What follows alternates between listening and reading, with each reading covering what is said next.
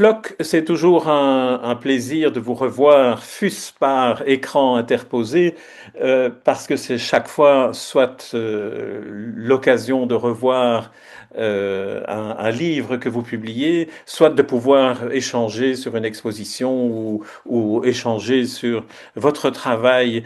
Euh, alors, Votre dernier livre en date, Memento Mori, Manuel de savoir-vivre et mourir, qui paraît aux Dilettantes et que vous signez avec Fromental, comme les derniers ouvrages que vous avez publiés.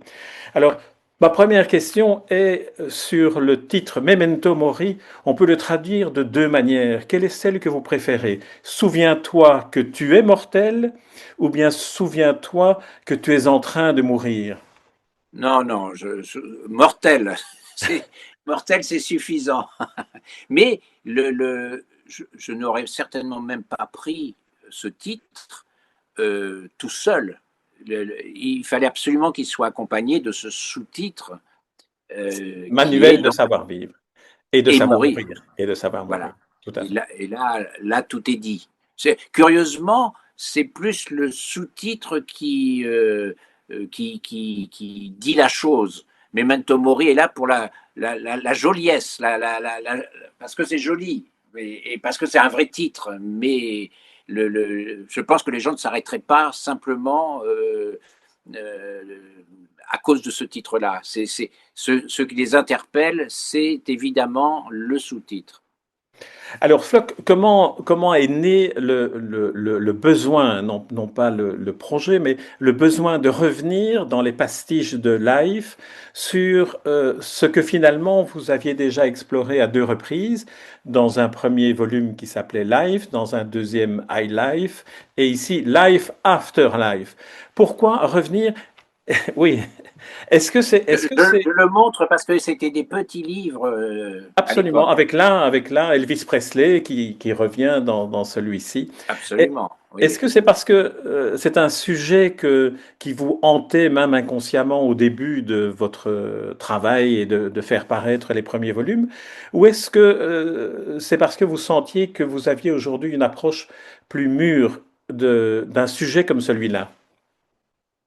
Je dirais presque ni l'un ni l'autre. Ce qui s'est passé, tout simplement, c'est que quand on vieillit, moi j'ai 72 ans, on s'aperçoit que si on n'est pas trop bête, on se fiche pas mal de la postérité.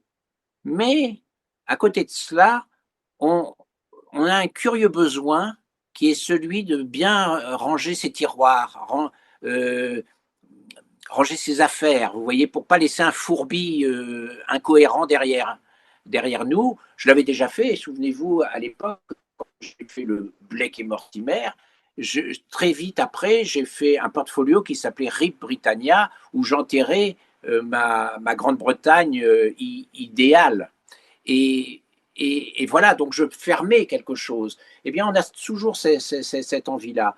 Et j'ai repensé à ces deux petits livres que j'avais fait il y a plus de 40 ans hein, maintenant, Oui, et je me suis souvenu que j'avais un troisième titre qui me plaisait à l'oreille, et qui était, donc le premier s'appelait Life, le deuxième High Life, hein, et on en dira la genèse après, absolument. et le troisième, mon titre, c'était Life After Life, mais je ne savais foutre pas du tout ce que je voulais y mettre dedans. Le titre simplement me plaisait. J'avais même fait une sérigraphie très grande où il était juste écrit, il y avait juste le cartouche Life After Life, et ça me plaisait comme tel. Et à l'époque, donc pour en revenir à l'origine de la chose, le magazine Life, qui était un magazine très important, tout d'un coup, il s'est arrêté. Il s'est arrêté. Par exemple, il n'y aurait pas Paris Match sans Life. C'était vraiment le modèle pas de gauche, hein, pas fasciste non plus, mais enfin, je veux dire, pas un truc. Et, et dès que j'ai appris que ça allait s'arrêter, j'aimais tellement la maquette de ce magazine avec sa ligne rouge en bas et ce cartouche rouge et le mot life qui dit vie. Et vous êtes bien placé pour savoir que tous mes bouquins perso, je mets le mot vie dans le titre. Et donc je me suis dit tout de suite, je vais faire mes couvertures à moi avec les gens que j'aime et qui étaient un peu subversifs. C'est pas des gens que le Life aurait sans doute pris, hein, vous voyez, des gens comme Somerset Maugham dans sa piscine avec un homme nu à côté, Surtout avec ce ça n'aurait pas dessin-là, fait leur surtout avec affaire. ces... ouais. Voilà. Et dès que j'ai terminé le premier, j'ai tout de suite eu envie d'une sorte de suite qui est venue très naturellement et que j'ai appelé High Life. C'est-à-dire, high en anglais, ça veut dire être La belle vie, la grande vie. oui, mais c'est être défoncé, c'est d'être Ah high, oui, c'est oui, tout d'être à fait. Mais haut, pardon, oui, oui, bien au-dessus sûr, du, tout à fait. au-dessus des contingences, quoi. Voilà. Et là, j'ai mis tous les drogués merveilleux que j'aimais. Et, et, et puis est venu Life After Life. Et puis ça s'est arrêté là. J'étais content de ces deux petits livres. Et je me suis dit, mais voilà une affaire qui n'est pas terminée et qui est en plus un peu oubliée. Et tout de suite, je me suis dit, une nuit, j'ai dit, mais voilà, il faut que je. Qu'est-ce que. Life After Life, qu'est-ce que je peux mettre là-dedans? Et il était peut-être 4 heures du matin. Et moi qui trouve assez facilement mes idées, je ne trouvais pas. Et je me suis dit, bon sang, mais c'est pas possible. Je vais être obligé d'attendre que ma femme se réveille. Et je ne sais pas si c'est comme ça chez vous, mais moi j'ai horreur de dormir et les femmes, elles adorent dormir. Alors j'ai attendu 8 heures du matin. Et à 8 heures du matin, j'ai été secouer ma femme et je lui ai dit, Life After Life, qu'est-ce qu'on met là-dedans? Et le miracle s'est opéré puisqu'elle m'a répondu, les suicider. Je lui ai Voilà. dit, endors-toi, tu es génial. Et dans la foulée, je suis allé noter tous les suicidés qui m'intéressaient. Et il n'y en avait pas tant que ça d'ailleurs. Et, et c'est parti. Et j'ai compris que tout d'un coup, je pouvais terminer cette affaire. Voilà. La chose qu'il faut préciser, c'est que tout de suite, j'ai eu l'idée, parce que sur les deux premiers, mon copain Fromental avait écrit les préfaces très très très bien, et mais c'était des petits livres qui ne se nourrissaient en écriture que de la petite légende qui est inscrite dans le bandeau rouge en bas et qui m'amusait beaucoup. Et là, je me suis dit non, il y a 40 ans qui sont passés, tous ces gens pratiquement sont morts, et puis surtout les gens, j'ai bien peur, ne sont pas cultivés. Et je me suis dit, il faut rajouter des textes. Et j'ai appelé Fromental, qui tout de suite a été excité par ça. Mhm. Et c'était d'autant plus excitant qu'on savait très très bien qu'il faudrait trouver une façon d'écrire quelque chose. Et il l'a trouvé magnifiquement, je trouve, parce que bien sûr, il y a un peu de biographie dedans, mais c'est pas s'il y avait de la bio, ça serait terrible. Il fallait trouver un rythme, tu vois, et puis une petite audace, et comme un poème en prose, en fait. Voilà, avec des mots qui claquent. Et je pense qu'il l'a réussi merveilleusement bien. Tout à fait, comme dans la préface, pas seulement les notices concernant les personnages qui sont mis en image, mais aussi la préface dans laquelle finalement il raconte la démarche, mais avec ce style un peu singulier qui s'adapte d'une certaine manière très bien au vôtre. On a l'impression qu'il a trouvé un style qui correspond à cette espèce de faux détachement par rapport au sujet traité, cette espèce de faux attachement de faux détachement par rapport finalement à l'attachement que l'on a pour le dessin que l'on fait, la personne que l'on dessine. Et je me suis demandé en lisant le livre et en voyant cette troisième collaboration avec Fromental, si dans ce cas-ci sur les suicidés, il n'y avait pas une sorte de airbag qu'il fallait avoir en ne faisant pas ce travail seul, mais en étant accompagné par Fromental dans ce cas-ci Mm. pour affronter le Alors, gouffre dont il parle. oui. Alors, je vous reprends juste sur son nom parce que c'est Fromental. Hein. Fromental.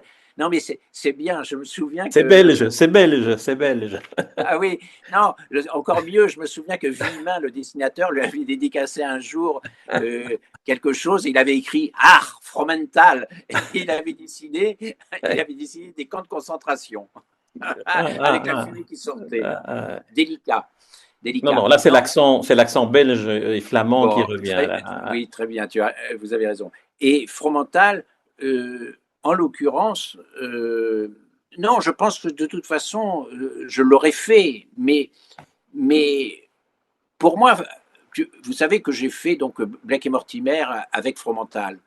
Mais je considère que bon, c'était presque un jeu de faire un Blake et Mortimer. C'était pas la chose la plus profonde que j'ai en moi. Et je considérais que c'était une façon merveilleuse de boucler la boucle de notre amitié qui a 50 ans.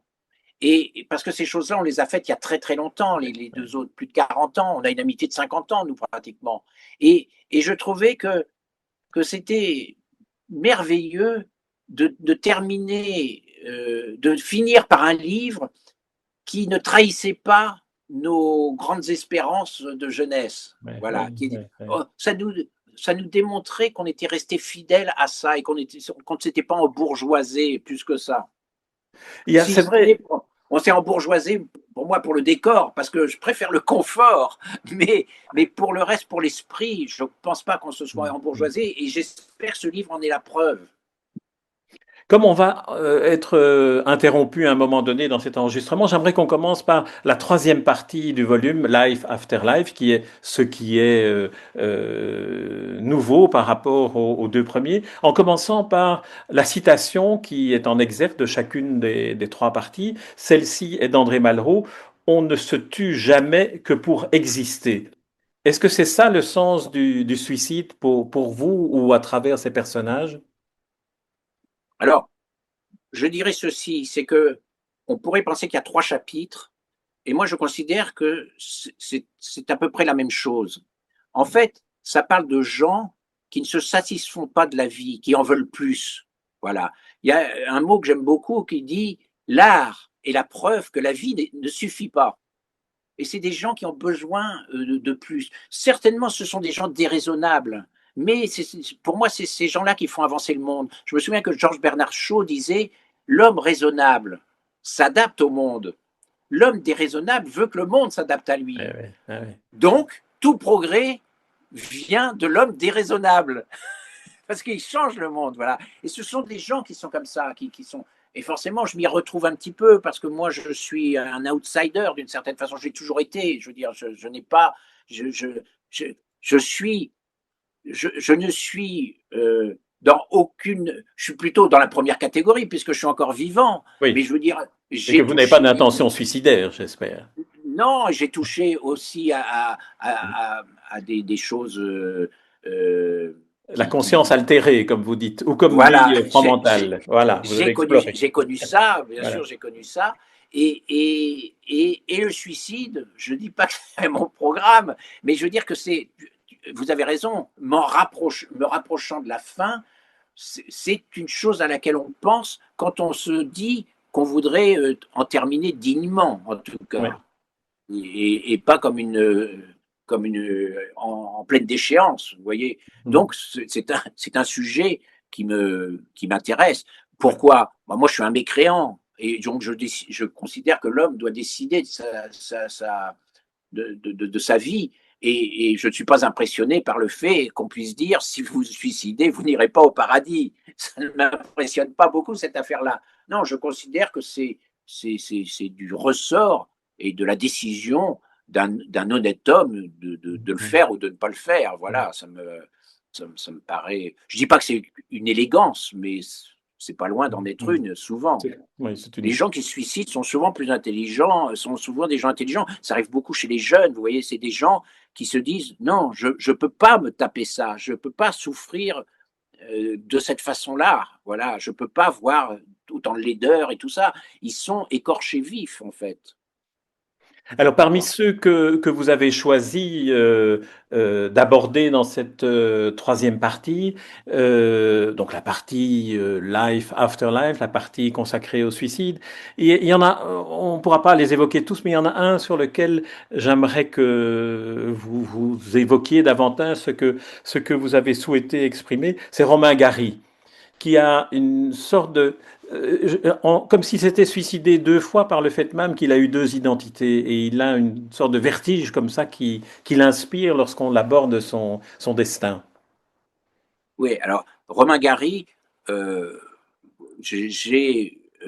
forcément, on ne peut pas passer à côté de ça, d'autant plus que c'est mon père qui a imprimé le tout petit livre à la NRF qui s'appelle Vie et mort d'Émile Ajar. Oui, ah Hein. oui, oui. Et Romain Gary, je le représente comme Fantomas, parce que c'est un type qui vivait la nuit. On n'imagine pas Gary aller faire ses courses à Monoprix dans la journée. Pas vraiment. Hein. Et je trouvais, et pourquoi Fantomas aussi, c'est pourquoi c'est venu comme ça, c'est parce que, et j'ai écrit même The Midnight Rambler, Oui. c'est pour dire simplement que il s'est vengé quand même d'une façon absolument merveilleuse. Dans la fin je me souviens du petit livre, il dit, et j'entends, et me revenaient des, des, des choses qu'on disait dans les milieux littéraires parisiens, comme ah, ce pauvre Gary qui est oublié, comme il doit être jaloux du succès de son je ne sais plus ce que c'était pour lui, son neveu ou quelque chose comme Oui, ça. oui, oui, oui. Voilà. Et après, il ajoute, je me suis bien amusé, au revoir et merci. Et il meurt. Voilà. Donc, c'est pas rien, Gary. Alors, en remontant cette fois-ci dans le High Life, j'aimerais que vous évoquiez W.C. Fields, qui est un de mes préférés en tant que cynique humoriste et peut-être un de ceux qui se rapproche le plus du dandysme à l'anglaise, de cette ironie permanente sur tout et sur soi. Et vous le représentez dans son numéro de joueur de billard ivre. Alors c'est tellement réussi et la manière dont vous le représentez et la manière dont Fromental le décrit que j'aurais aimé vous entendre à son propos. Alors, on sait déjà qu'il était admiré par les surréalistes. Absolument. C'est pas rien. C'est pas rien. Et, et, et en effet, W.C. Fields, il est. Alors, on ne sait pas ce qui tient de son caractère et de son alcoolisme, mais enfin bon, en général, on est quand même soi-même, encore plus soi-même certainement quand on est alcoolique. Cocteau, il écrivait très bien, c'est pas parce qu'il se droguait qu'il écrivait très bien, il était d'abord quand même Jean Cocteau, n'est-ce pas? Et je ne sais pas trop ce que je pourrais vous dire d'ailleurs sur W.C. Fields, si ce n'est que si quelqu'un Tout est. a jamais vu l'épisode dans ce film qui s'appelle Six of a Kind, où il fait une partie. Alors d'abord, je ne sais pas si vous vous souvenez, mais il essaye de boire un verre d'eau sur ces bonbonnes qu'il y avait déjà aux États-Unis dans les années 30. Et, et quand il le boit, il n'arrive même pas à mettre le verre jusqu'à ses lèvres. Et puis finalement, il le repousse tellement ça le dégoûte littéralement. Et après, donc, il attaque cette partie de billard où il met 3 heures à essayer, avec une canne qui est déjà déformée, ce qui dit bien les choses, comme si la canne elle-même était saoule, Oui, oui, vous oui. voyez, et Ou elle on était sait qu'il devenue ce qu'il essaye, voyait. Oui. voilà, on sait qu'il essaye sans arrêt d'essayer de mettre la canne entre ses doigts, mais c'est une pantomime, c'est un ballet ce qu'il arrive à faire. C'est d'un niveau humoristique formidable, mais pas que ça, ça va plus loin. C'est tout à fait sidérant ce qu'il arrive à faire. Est-ce que dans la première partie live, j'avais choisi Harold Pinter pour vous en demander davantage? Est-ce qu'il y a un autre personnage que vous aimeriez évoquer, soit dans la Non, ce que je première, soit voudrais dans dire sur l'ensemble?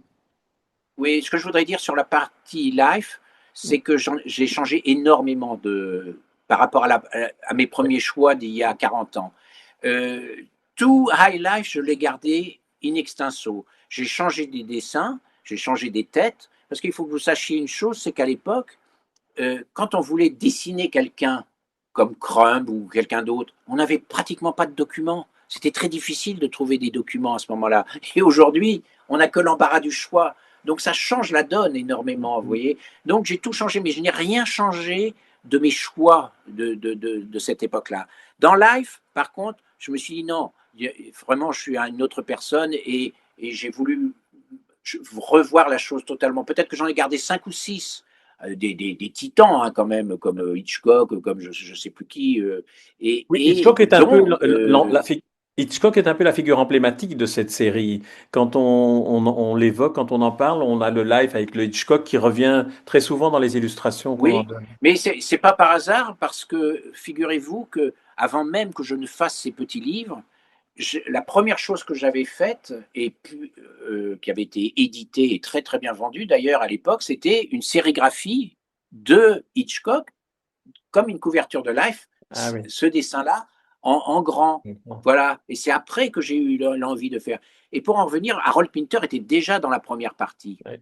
parce que Harold Pinter, je n'aime pas beaucoup son théâtre de l'absurde, pour tout vous dire. Je l'ai lu, ça me rend pas dingue. Et ses côtés politiques me cassent les bonbons aussi. Mais j'adore un bouquin de lui, mais vraiment qui est pour moi une merveille absolue, qui est du théâtre, qui s'appelle Trahison, Mm, Betrayal mm. en anglais.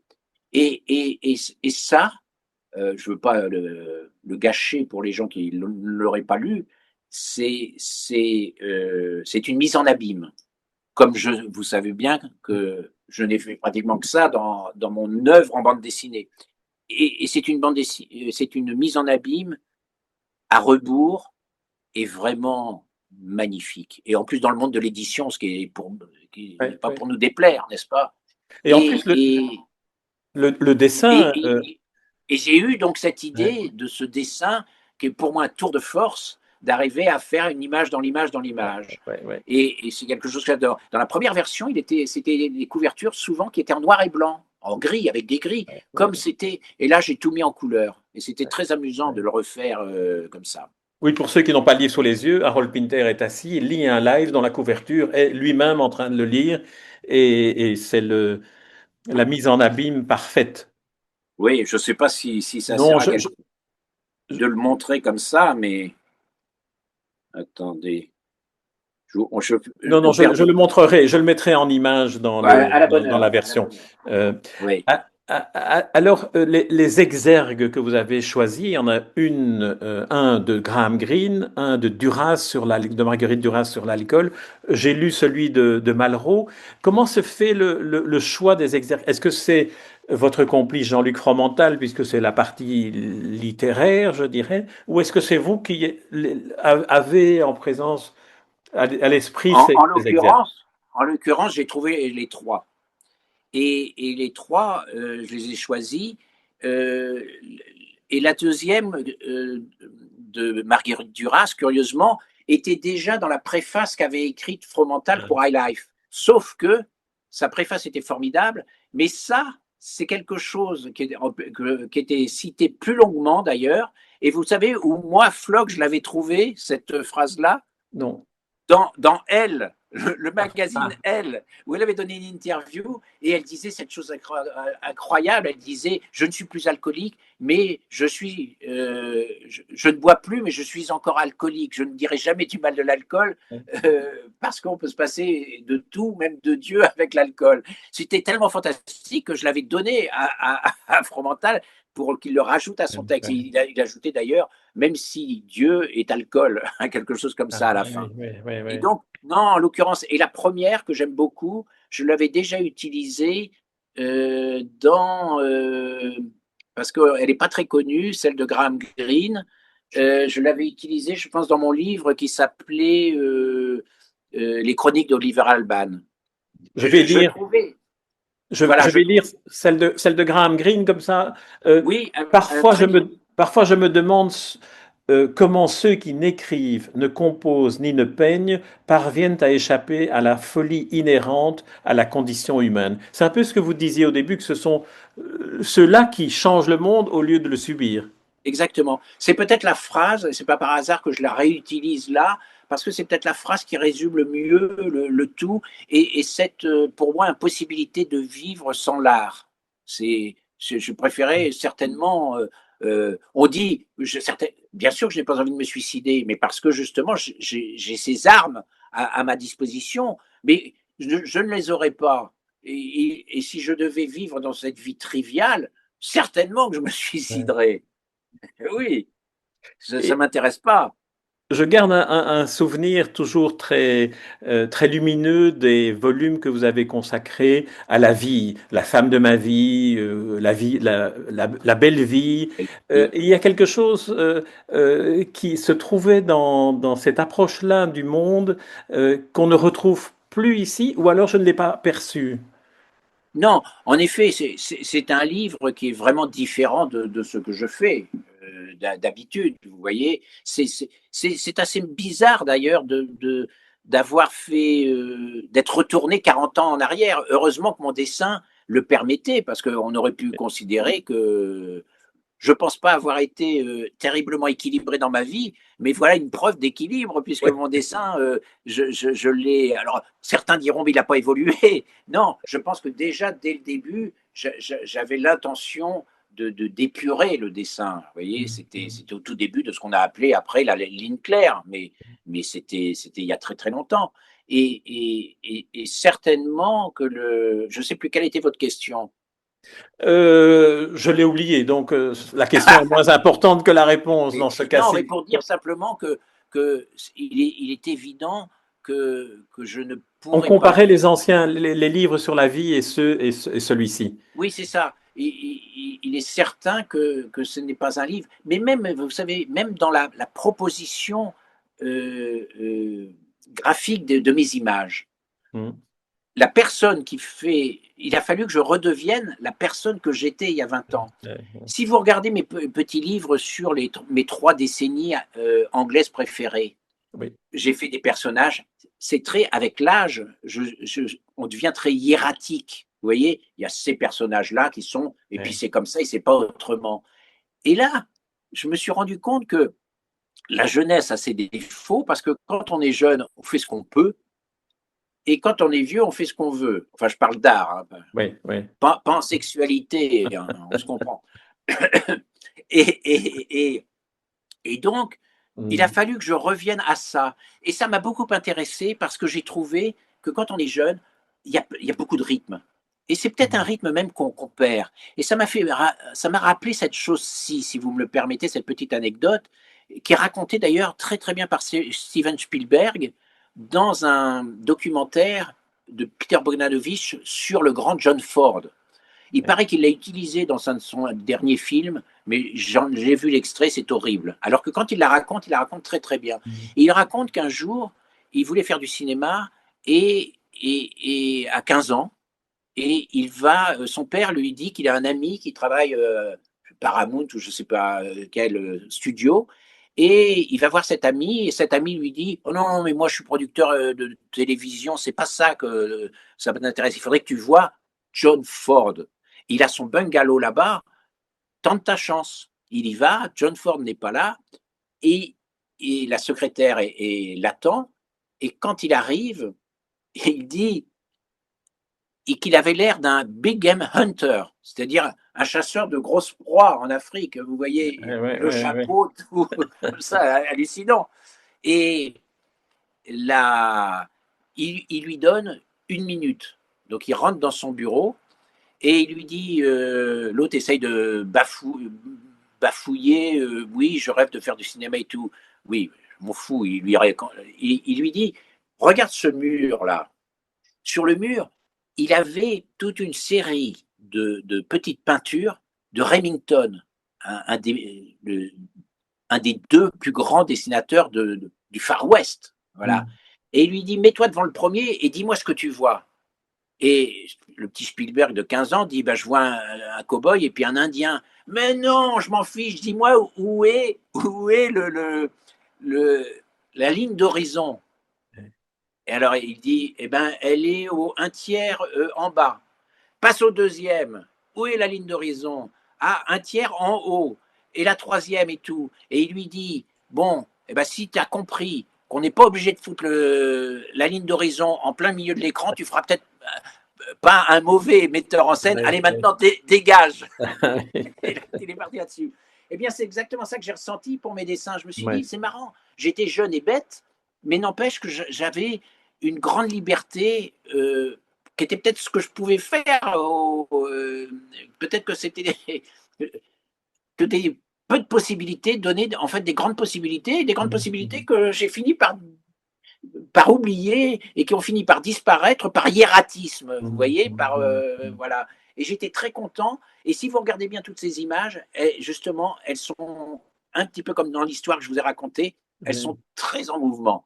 oui, tout à fait. Et ça m'a beaucoup amusé d'y retourner.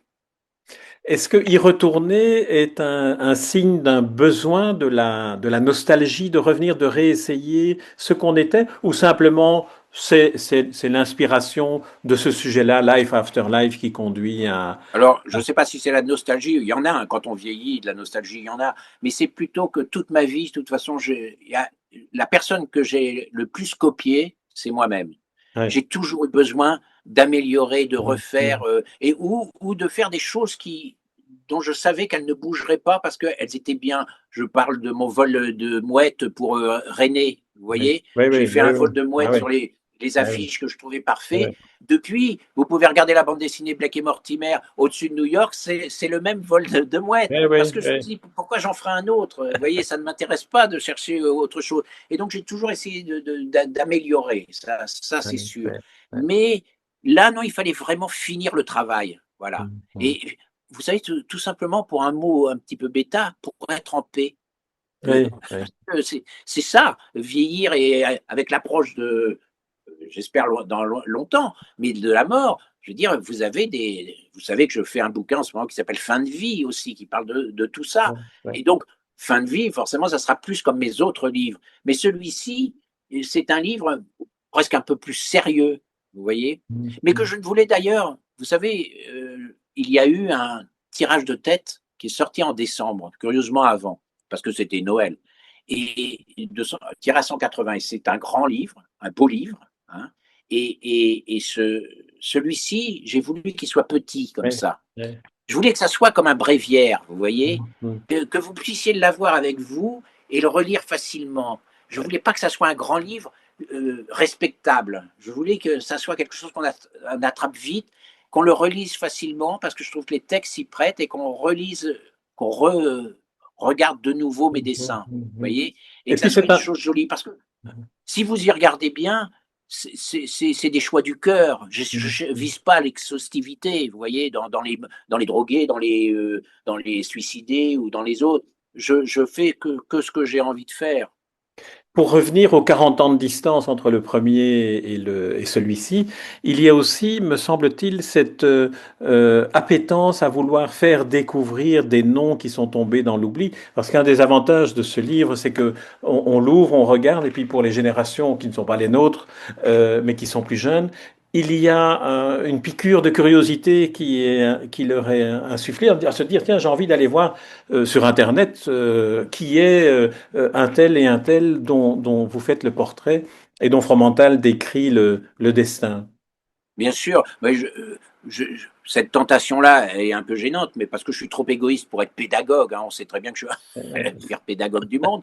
Mais il y a cette envie, si ce n'est d'éduquer les gens, mais de leur dire, regardez ces gens, c'est des gens merveilleux, c'est des gens, des titans comme ça, il n'y en a plus aujourd'hui. Vous voyez, c'est pas grand-chose aujourd'hui. Alors que à cette époque-là, et encore, on parle pas d'Henry Miller, on parle pas de tellement d'autres, vous voyez, mais c'était tellement foisonnant, la chance qu'on a eue. Et s'ils peuvent, en effet, Aller plus loin, aller explorer plus loin, et et que ça les découvrir. titille un petit peu. Et c'est pour ça qu'il fallait des textes, vous voyez, parce que les dessins tout seuls ne leur auraient pas parlé, tout simplement. Vous avez évoqué, et il nous reste peu de temps, mais j'aimerais quand même qu'on y revienne, vous avez évoqué votre prochain ouvrage consacré, intitulé Fin de vie, si le titre ne s'est pas modifié. En quoi va consister ce nouveau livre et votre approche? Bah, vous savez, là, quand même, quoi qu'on dise, le livre Memento Mori, ça parle de mourir aussi. Donc, Absolument. c'est un peu mon sujet. Et de la même façon que les personnages, les artistes que j'évoque sont tous très proches du précipice. Les suicidés Ouais. s'y Mm. jettent, Ouais. les, les, les, euh, les drogués risquent d'y glisser et les autres sont très proches du précipice. On voit bien que ce sont des vies en danger, n'est-ce pas? Eh bien, moi je dirais que j'ai un âge où c'est la même chose. Je sais où il y a un précipice et je tarde, alors que j'ai plutôt presque 90% de mon livre, mais je considère qu'il faut que j'aille un peu plus loin pour avoir des sensations très différentes. Là, dernièrement, je suis allé à l'hôpital parce que j'avais fait des coliques néphrétiques et je suis passé sur le billard. Ben, rien que ça, Mm. c'est pas la même chose que d'y aller quand on a 50 ans, vous voyez. Ouais. Et donc, chaque moment où vous avancez dans un territoire passionnant parce que je me dis, tout ce qui va arriver, je vais pouvoir l'utiliser, je vais pouvoir raconter mon affaire. Et peut-être que vous ne l'aurez même jamais, ce livre, parce que là, je vous avais raconté que la première page, je m'adresse au lecteur et je dis, je commence ce livre sans savoir si je le terminerai. C'est Mais on ça. l'espère tous. Et on voit bien Ouais, que cette ouais, façon de raconter va, en effet, avec tous les autres livres, La femme de ma vie, Une chienne de vie, La belle vie et une vie de rêve. C'est ma façon de ouais. raconter les choses. Alors, en tout cas, une chose qui doit se terminer, c'est notre interview ici, notre entretien ici, parce que je vois il nous reste 1 minute 41, et je ne veux pas partir grossièrement en étant coupé par l'électronique et par Internet. Rappelez combien le Memento Mori que vous publiez avec comme sous-titre Manuel de savoir vivre et mourir, que vous co-signez avec Fromental et que vous paraissez aux dilettantes, est effectivement comme un viatique que l'on ne doit jamais quitter et auquel on doit revenir. Et moi, je l'ai fait en y revenant toujours très volontiers. Et j'attends le suivant avec une impatience non dissimulée. Merci, Flock.